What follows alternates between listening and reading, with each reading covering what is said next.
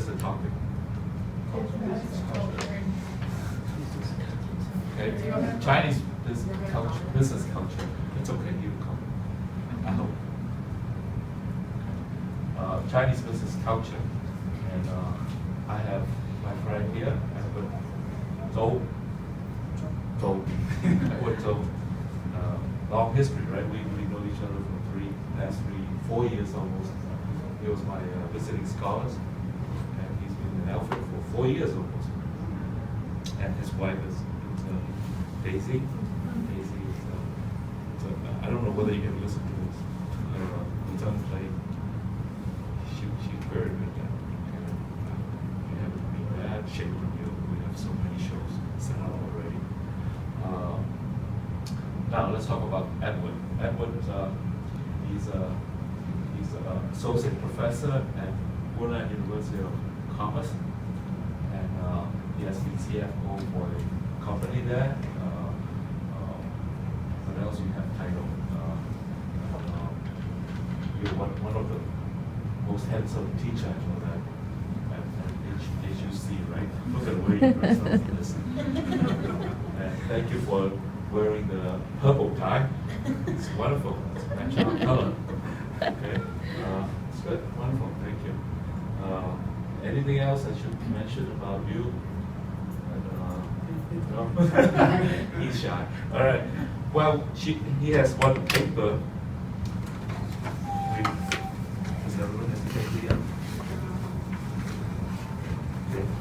Did some research for us, and he will make the presentation. Would you like to? Thank you. We got it. You can read it later, and while he's presenting that. And should we interrupt you to ask questions? Oh, okay. Sure. Right. Okay, we'll do that. The floor is yours. Thank you, Dr. Huang, for offering this chance to discuss Chinese business culture and etiquette with you. It's a very interesting topic, right? In the last 20 years, China has been a good place to invest and profitable. And I believe this trend could continue in a foreseeable long time. And these three graphics could support my this kind of statement. First, you can see here. There's a point. There's a pointer. Yeah. This one has a pointer. This one? Yeah, there's a pointer. Here?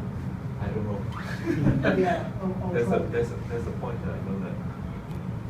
I think it's in the middle, right? Yeah, in the middle. Okay. Yeah. Yeah. Chinese population is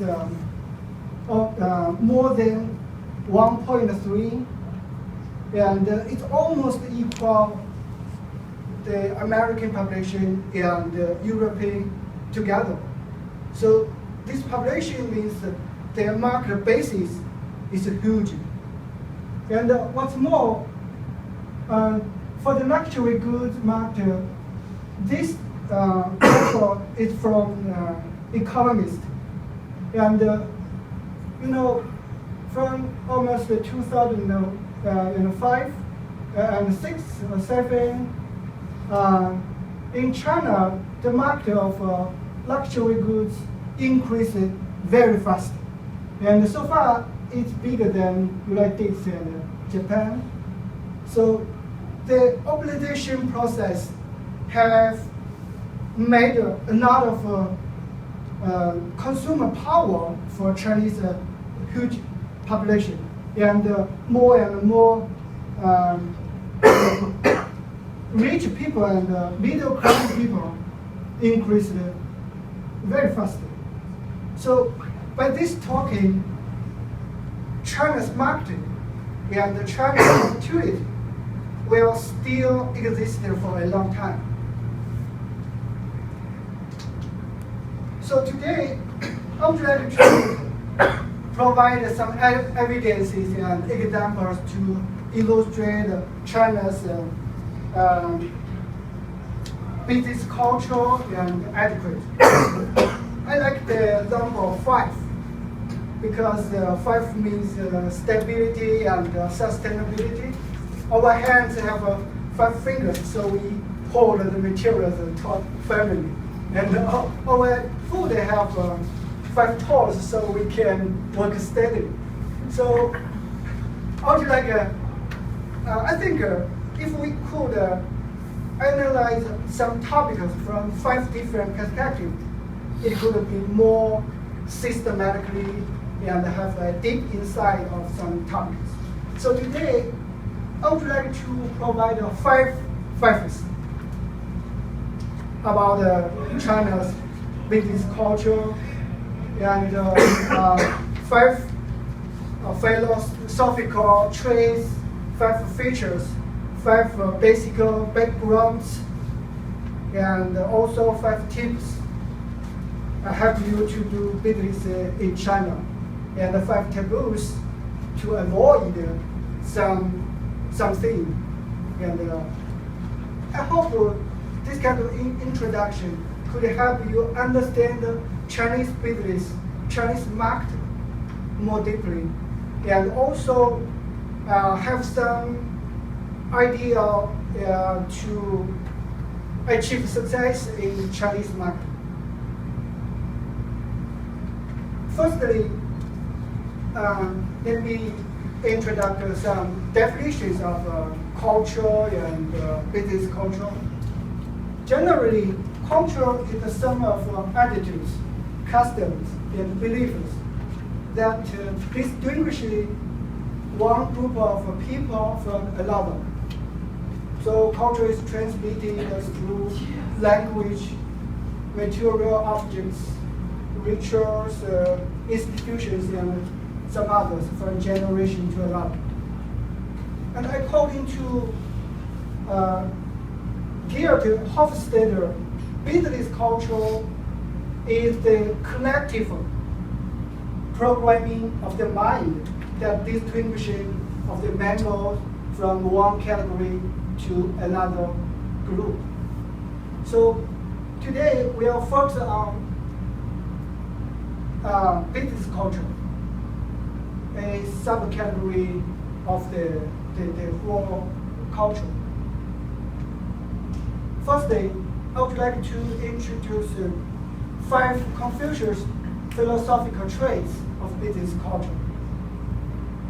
You know, Confucianism is the dominating culture in Chinese nations and have a involvement history of thousands of years, has become a gene of Chinese people. That means sometimes we have no consciousness, we have this kind of culture. And actually, according to recent researchers, culture acted a very important role in Chinese economic development. And sometimes they say, according to Hofstadter, he said, actually, these 20 years, Chinese fast economic development can attribute to the greatness of Chinese culture. Maybe from some perspective, it's right. So first, let me introduce some historic roots of Chinese culture. Here, I have 5 perspectives. The first is harmonization and guanxi. Guanxi is the pronunciation from Chinese. So I would like to provide some explanation in the following section. So don't worry. The second is right, loyalty, and collectivism. The third is righteousness and related means. Means means faith or some prestige or something like that. and filial piety, and introspection. Firstly, harmonization and guanxi. Also, Confucianism, guanxi means relationship, humans contact network. Actually, usually you can find a harmonization and guanxi, this kind of word in Chinese media, very common.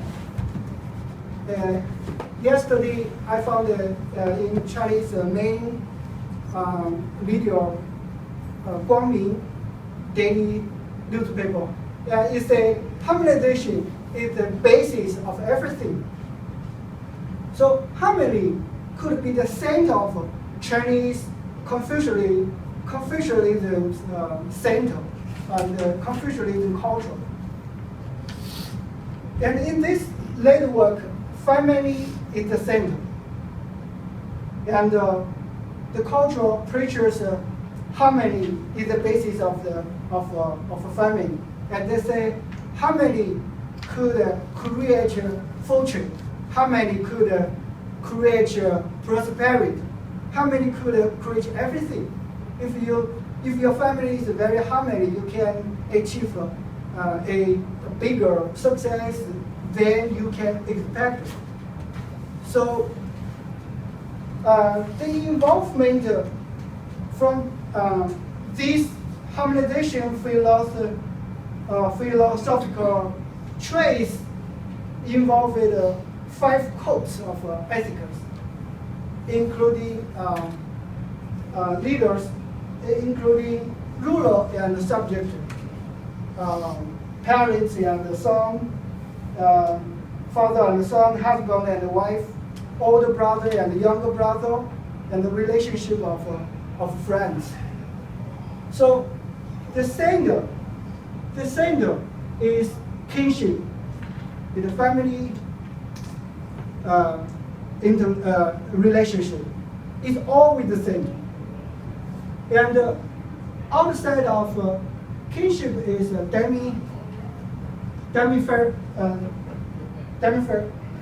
is a demographic relationship. That means some people come from the same place. They could be better friends than some others. They trusted each other more than some others. And after that is the colleagues. They work in the same organization. They will trust each other more than some other relationships. And the opposite is paternalistic leadership. If you paid some attention to Chinese news, you will find these 2 years the government put a movement anti-corruption, and you will find some corrupted government officials come to the same route, the same middle. They trusted each other and they did badly behave each other. So this is a phenomenon in Chinese culture and business culture. The second. So harmony is just no argument, or what do you mean by harmony here? They're so nice to each other.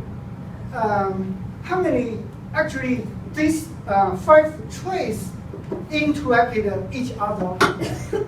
Harmony means everybody treated the group, treated the organization, interested of the most important interest, and they benefit each other. Today I treat you to sip the coffee, and tomorrow you will treat me to have a drink of some wine, something like that. This is harmony. If some days you treat me and I forget it, and there is no reciprocal treatment, that could be terrible. It's unforgivable. So that I feed you guys. So after you finish these 5 traits, you'll find actually it's a integrated concept, including harmonization, harmony, and loyalty, and collective wisdom. So the second trait is right, loyalty, and collective wisdom. Confucianism preaches diligence and obedience, and it also teaches people to use the that means ritual or rites to communicate. In short, it sets out the correct form of behavior in a given situation so as to preserve harmony and faith. So actually, Confucius used this right to set out some behavior criteria. You should do this, you should do that. What is good, what is bad. And here, loyalty is a important concept in this trait. The original description of loyalty is this description comes from Confucius' article, Jiahua. It said, when the prince regards his ministers with his hands and feet, his ministers regard their prince with their belly and heart. When he regards them as dogs and horses, they regard him as another man. When they regard them as the ground and the grass, they regard him as a robber or an enemy. So that means the administrators and the followers should respect each other. It's loyal. So influenced by these two faiths, most Chinese people are silent, calm, and united, and obedient. And they always have some strong and continuous motivations to have a good future. And you know, the president of Alfred University, Charlie, stayed for China, in China from 1982 through 1984.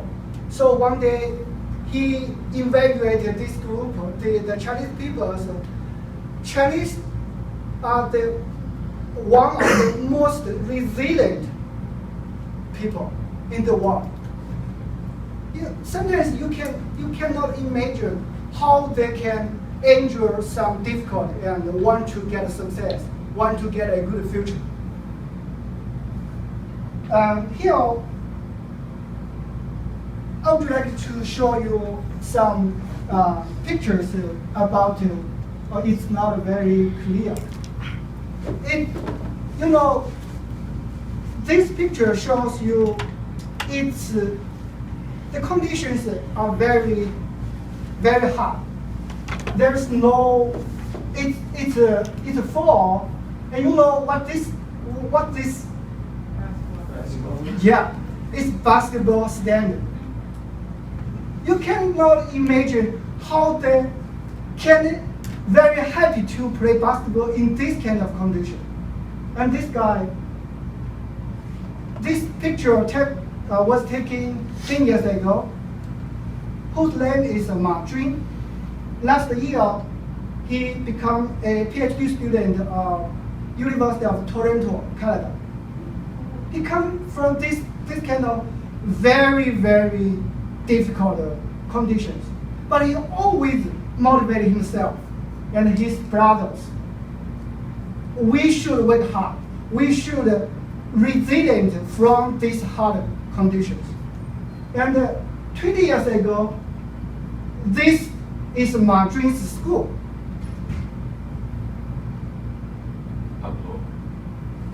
Because it's sunny. Yeah, they want to. If you know Chinese, you know this is 好好学习 means work hard. Work hard, and you can the knowledge can change your future. We have this kind of knowledge and can change our future, and work hard can change our destiny. So this is Chinese people. So this culture acted a very important function in this trait. The third trait is righteousness. In Chinese, we call it yi.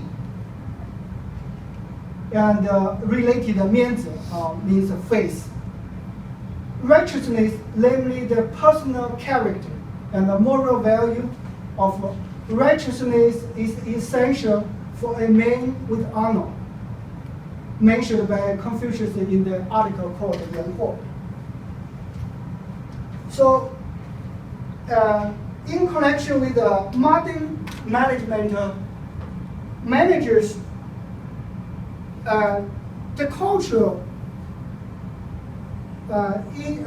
expect the manager should balance, should be cultivate a personality of a man with honor. The main idea is the manager should balance the righteousness and the benefit. That means the righteousness means the interest of the group, of the organization. The benefit is individual benefit, individual interest. So it could, if you are a man with honor, you should balance this interest. Don't put all of the good things into your pocket and put the bad things into the followers, something like that. And so logically, this description is very similar to the modern corporate governance. You know, in United States, the Wall Street Journal every day says some bad news, say some CEOs, some CFOs are with moral hazard and damage the interest of the shareholders, like Enron, something like that. Actually, 2,000 years ago, in China, Confucius said, have provided some solutions of moral hazard, adverse selections. It's amazing. But it's true. In many articles, Confucius describe and illustrate how people should be a leader, should use righteousness to manage some group or team. And here, faith, and also called mianzi, means social status, propriety, prestige, and it's very important in Chinese business. So under this, by these tokens, in China, people prefer the faith was the most important. And there is some people would like to attribute every contributions to the group as their collective work. So the standardized report introduction is like with the great leadership from the boss, and by all of colleagues' efforts, we achieve some achievement. They always contribute some contributions as the group, even though they did the work by themselves alone. For example, if today's presentation is very success, I would say, with the great leadership from Dr. Huang, and by all efforts of our MBA students, we achieve a good success. This is always the introduction of the report of daily activities. So from this introduction, you can see Chinese people prefer to a lot of the things into collectivism. And in the following section, I would like to introduce some related topics. So here,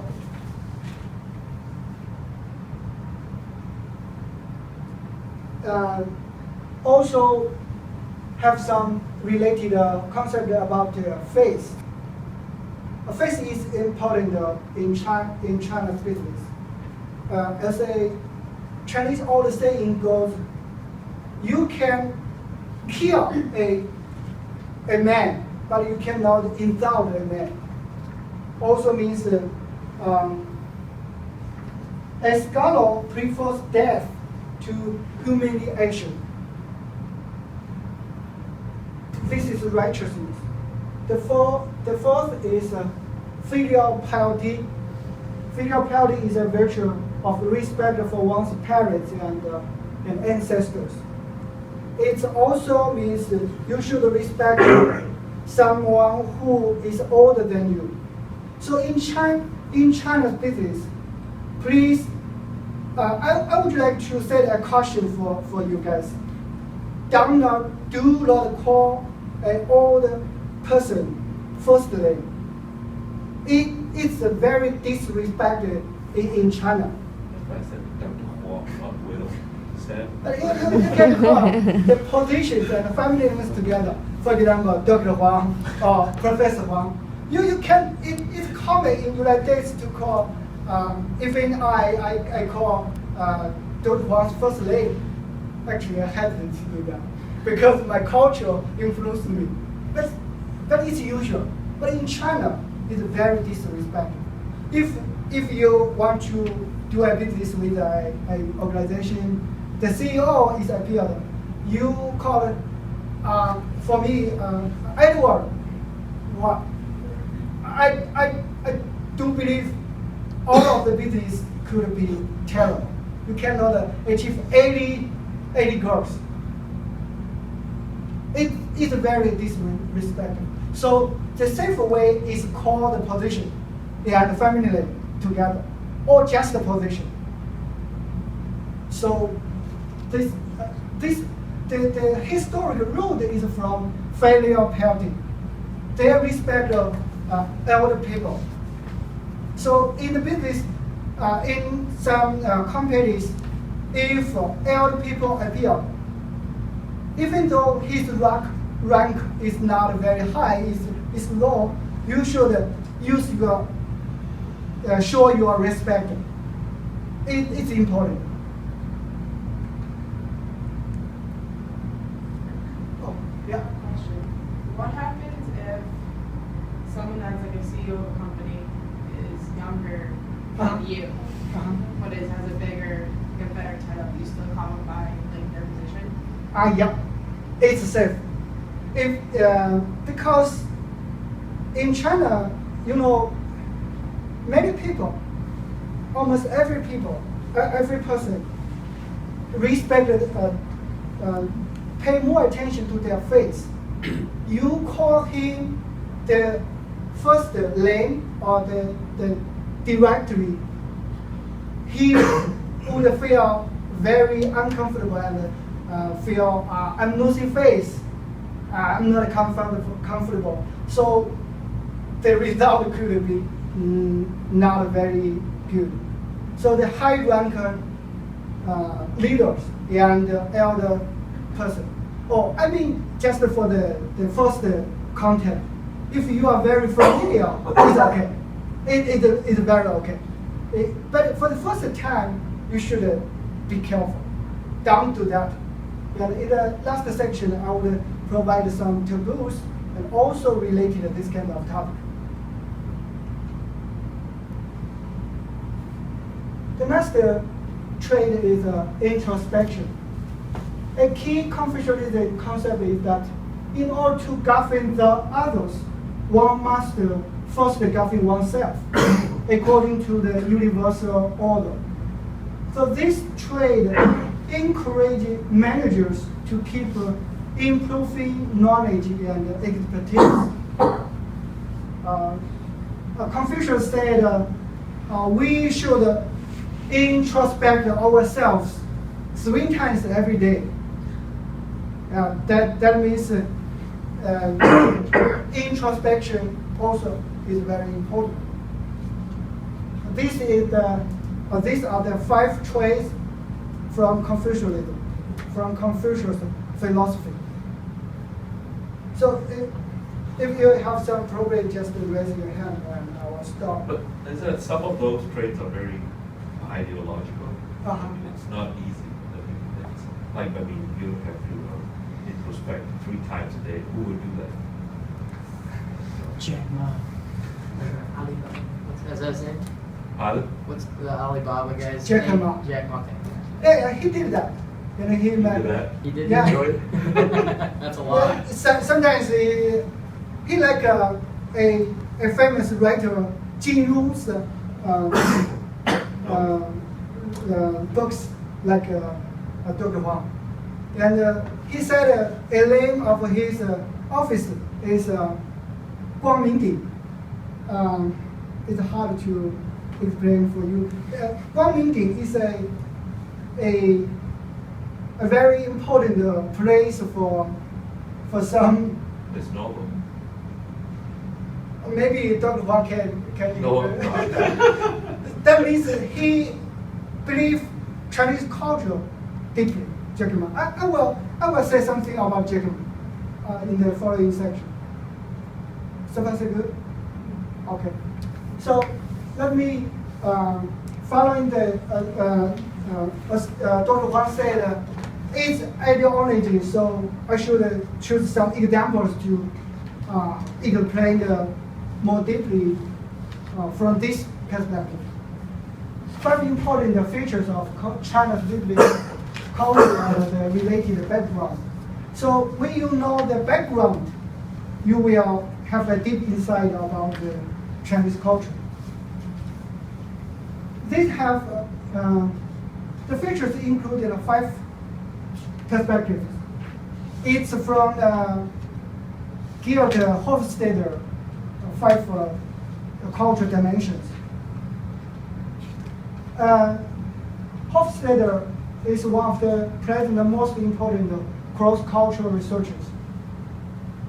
From 1970 through 1979, he worked for IBM, and he did a very important survey for IBM employee in the 70 national subsidiaries, and achieved a famous theory. It's called cultural dimensions theory. And everybody touched the topic about the culture, always related Hofstadter. So today, I would like to use these 5 dimensions to demonstrate China's business culture.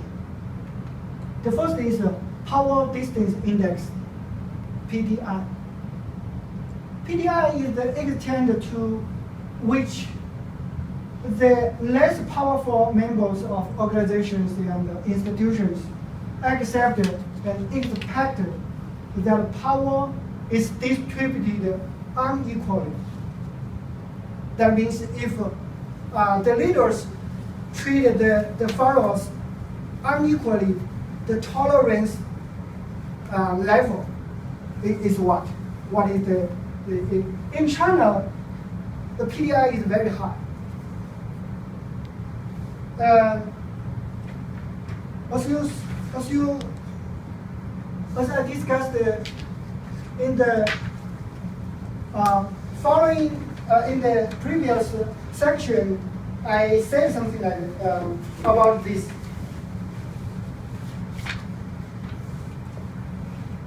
A very obvious phenomenon is that most of Chinese people and business people can show their absolute obedience for the government officials. It's a little bit exaggerated, but actually it's very common in China. If the mayor said something is good, the public would accept this idea consciously, sometimes it's unconsciously. So this phenomenon happened because there are some backgrounds about this. The first background, and here I have a story, a news about this power distance index. This month, a man who collected $2 million, just alleging that I can arrange some in tribunals, take pictures with the president premier and he can collect $2 million from 50 different companies. Everybody says, oh, that is good opportunity, because the pictures with the high-level government officials show that my company could have a promising future, and I can use this picture to show the public, I'm very good. Look, the premier take pictures with me, and he collected $2 million. Of course, he was a deceiver and he was arrested. But so, and I guess that kind of leads to, I know we've discussed before how there's a lot of areas of China that is involved with corruption. So do you think that's kind of related to how there's a large emphasis on what we just talked about harmonization and righteousness and loyalty between one another, that the majority of the people exhibit, but it's then taken advantage of by a select few? So do you think that's kind of how or why there's so much corruption? Is because the general public is considered very harmonious and righteous and loyal to one another, but then there's the corrupt officials that see that the majority of China is like that and then take advantage of it? It's a systematic problem. Yeah, it's true. Sometimes it happens, but sometimes, so, this is cultural, and actually in the government system, it's a policy mechanism existing. So in the following section, I would relate to some topics about your programs. But here's a good point. Yeah, but what he's saying that, let's say we have an official who wants to be so clean, but because of this kind of harmonization and so on, he ended up corrupt, accepting the bribery, whatever. It happened, right? Yeah, it happened. Yeah, it's a So, point, yeah. so these 2 years, the anti-corruption get a very welcome in China. It's because the anti-corruption solved a very big problem in China, and it's so sometimes so the guy who deceived the public saying I can arrange to take a picture is a good example. So this news illustrates a lot of things about Chinese business culture. If you visit some Chinese companies, it's very common in the propaganda materials. Show some pictures with high-level government officials say, and the question is, the public accept this kind of method, so it's cultural. There's two backgrounds about these features. The first is China before 1938, from 1949, it's a social planned economic system. And some modern markets derive derived from this appliance system. So actually, I write something in the material. Many modern marks had been derived from the appliance system, and people could have a strong dependence on the government and officials. You know, China has 2,000 years feudalism history, and this accumulated culture accumulated make them have some dependence on actors, the government officials of the authority, something like that. And especially in the transition period, the conditions changed very much. It's very hard to catch this rhythm and this change. Under this condition, they pay more attention to how the government say,